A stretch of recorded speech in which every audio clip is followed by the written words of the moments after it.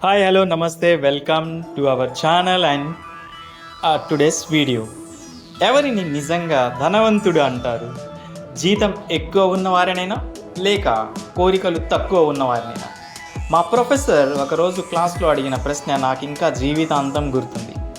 Professor అడిగిన 3 ప్రశ్నలు: సున్నా అంటే ఏమిటి, అనంతం అంటే ఏమిటి, ఇవి రెండు ఎప్పుడైనా ఒకటిగా మారతాయా? మేమంతా ఎంతో ఆత్మవిశ్వాసంగా చెప్పాం, సున్నా అంటే ఏమి లేదు, అనంతం అంటే లెక్కించలేనంత ఎక్కువ. అప్పుడు ఆయన నవ్వుతూ చెప్పారు, సున్నా అండ్ అనంతం అనేవి సంఖ్యలు కాదు, పోలికలే.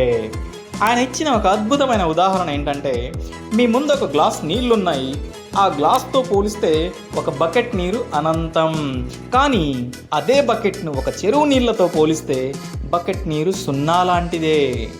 వస్తువు ఒకటే, కానీ మనం పోల్చేదాన్ని బట్టి అర్థం మారిపోతుంది. ఇదే సిద్ధాంతం మన జీవితంలోని ధనవంతుడు మరియు పేదవాడు తేడాకి కూడా వర్తిస్తుంది.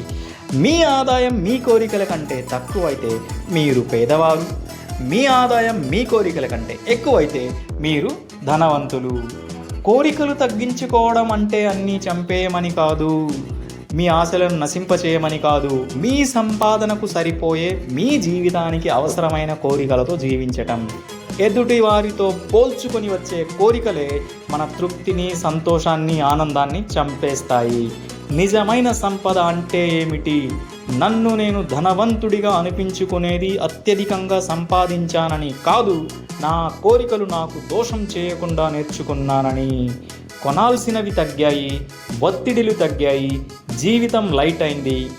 చివరి సత్యం, మనసు సున్నా అయితే జీవితం అనంతంలా అనిపిస్తుంది.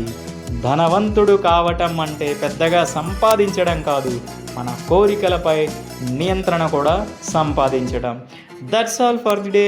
ఐ హోప్ ఇది మీకు నచ్చిందని అనుకుంటున్నాను. నచ్చితే ఒక చిన్న లైక్ మరియు మీ యొక్క ఫ్రెండ్తో షేర్ చేస్తారని ఆశిస్తూ, thank you so much. See you again. Bye, take care.